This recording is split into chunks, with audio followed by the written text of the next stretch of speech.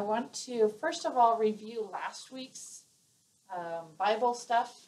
So we had the sheet about God's rules of war, and God gave the Israelites those rules because he knew they would be fighting a lot of battles so that they could conquer the promised land, or Canaan. Okay? Then they had their first big battle at Jericho, and they had a great victory at Jericho. You guys had the sevens worksheet to do along with that. And the people had marched around the city of Jericho for 7 days. On the seventh day, they marched around 7 times. They blew their horns 7 times. And so 7 was, is thought to be, in Bible terms, a number of completion. Okay, and so this was God kind of completing his promise that he would bring way back to Abraham, that he would bring Abraham's descendants into the promised land. So that's why that's kind of important. All right. Plus, it was an awesome victory that the walls just crumbled. Cool. And then, unfortunately, Achan had stolen some stuff out of Jericho that he wasn't supposed to. And so when the Israelites went ahead to battle with Ai, they were defeated. Okay? And so that was a big letdown, and they had to kill Achan and his family because of that sin and hopefully get back on track. So actually they are going to get back on track. You might have already noticed, number 2 for this week, or what our first little part is, victory at Ai. So God talked to Joshua after this very disappointing time. God says to Joshua, in Joshua 8, then the Lord said to Joshua, do not be afraid, do not be discouraged. We hear that a lot. I love it. Take the whole army with you and go up and attack Ai, for I have delivered into your hands the king of Ai, his people, his city, and his land. You shall do to Ai and its king as you did to Jericho and its king, except that you may carry off their plunder and livestock for yourselves. Set an ambush behind the city. Okay, so God is directly telling Joshua, go ahead and do it. That's a big, we got this. Okay, so I wrote the word ambush because God kind of has them have this victory in a special way. He's like, so an ambush is like a surprise attack. So God tells Joshua, go, I want you to send some of your people, your troops behind or on the side of the city of Ai, and then have people go in the front, and when all the men of Ai come out to battle against you, run away. So that all the men of Ai are chasing the Israelites. Okay, we got this, get out of here, it's already happened. While they're doing that, the people that were waiting behind, the soldiers, will come in. They came in and defeated the town of Ai. So it was very clever to how they got that victory with an ambush, surprise attack. Okay, and if you want to read that, that is in Joshua 8. Okay, if you want to, I just did a quick summary. Okay, for our third part here is the Gibeonites, and we have a guest to come and kind of introduce this part to us a little bit. Okay, it's Frida, by the way. All right, Frida, you are up. Yahoo! I'm so excited. Hi, guys. Hello. So I am Queen Frida, as you can see, and I have, just a second, I'm rich, have gold. That's so precious. My box here, my beautiful box.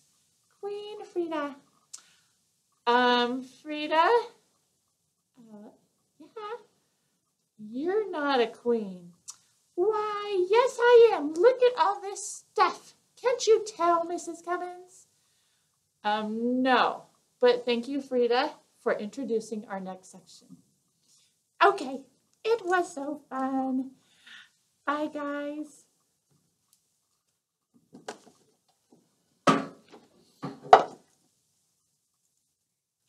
All right, so the reason I had Frida do that is because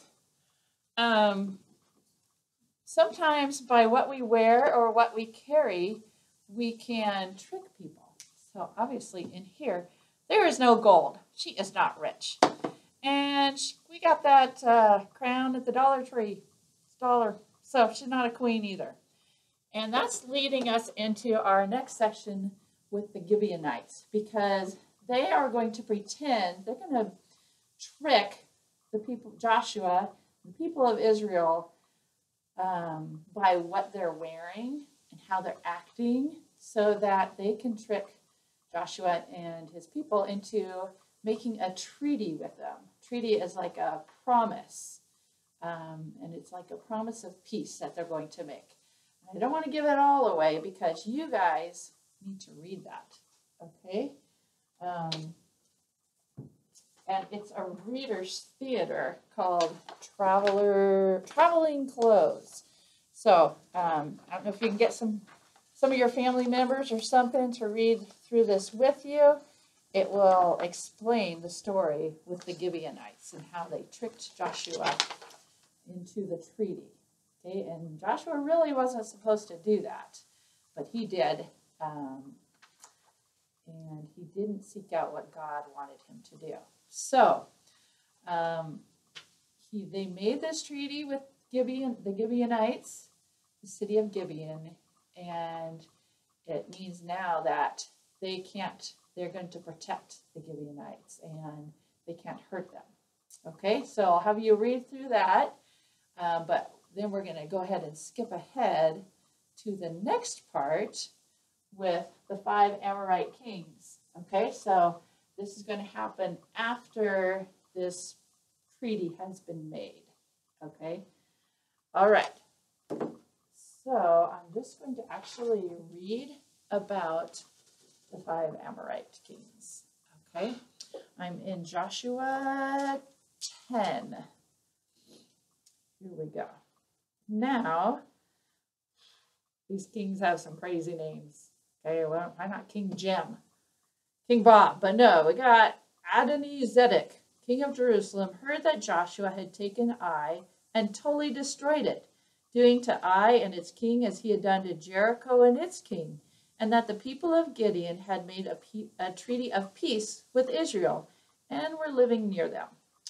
He and his people were very much alarmed at this king of Jerusalem, because Gibeon was an important city. Like one of the royal cities, it was larger than Ai, and all its men were good fighters. So Adoni-Zedek, king of Jerusalem, appealed, meaning like talked to Hoham, king of Hebron, Piram, king of Jarmuth, Japhia, king of Lachish, and Debir, king of Eglon. So those are the 5 kings that lived in a certain area. Okay? And so this king Adoni-Zedek says to them, "Come up and help me attack Gibeon," he said, "because it has made peace with Joshua and the Israelites." So then the 5 kings of the Amorites, the kings of Jerusalem, Hebron, Jarmuth, Lachish, and Eglon, they joined forces. They moved up with all their troops and took up positions against Gibeon and attacked it. The Gibeonites then sent word to Joshua in the camp at Gilgal, "Do not abandon your servants. Come up to us quickly and save us. Help us, because all the Amorite kings from the hill country have joined forces against us." So Joshua and his troops marched up from Gilgal with his entire army, including all the best fighting men. The Lord said to Joshua, "Do not be afraid of them. I have given them into your hand." Not one of them will be able to withstand you. After an all-night march from Gilgal, Joshua took them by surprise. The Lord threw the people into confusion before Israel, who defeated them in a great victory at Gibeon. Israel pursued them along the road, going up to Beth Horon, and cut them down all the way to Azekah and Makkedah. As they fled before Israel on the road down, the Lord hurled large hailstones down on them from the sky, and more of them died from the hailstones than were killed by the swords of the Israelites. You think God was with them?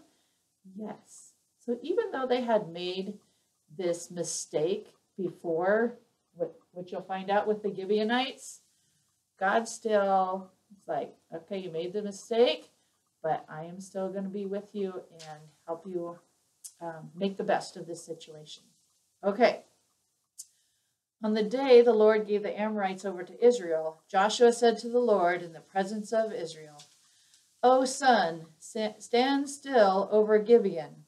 O moon, over the valley of Ajalon. So the sun stood still, and the moon stopped till the nation avenged itself on its enemies, as it is written in the book of Jashar.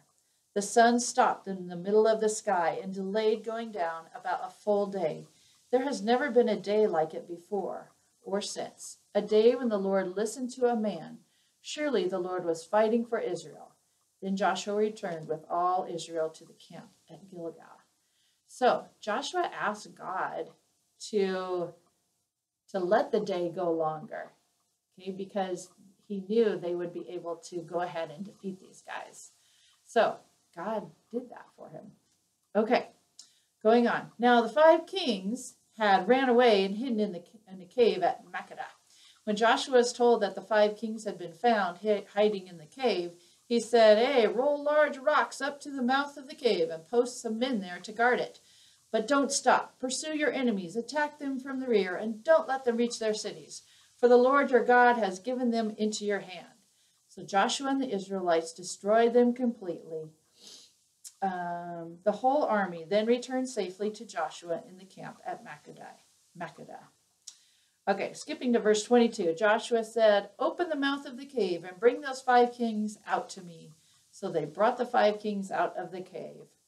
When they had brought them to Joshua, he summoned all the men of Israel and said to the army commanders who had come with him, come here and put your feet on the necks of these kings. So they came forward and placed their feet on their necks. This was supposed to be a sign of submission, like saying, okay, you know what? God is our king. You are not the king. Okay? And Joshua said to his men, don't be afraid, don't be discouraged, be strong and courageous. This is what the Lord will do to all the enemies that you are going to fight. All right, that is the end of that. You have the reading worksheet to do, and then victory over the southern kings worksheet to do, which I just read about in Joshua 10. And so if you need to go back and look over that, you can. I will talk to you guys later. Have a great week.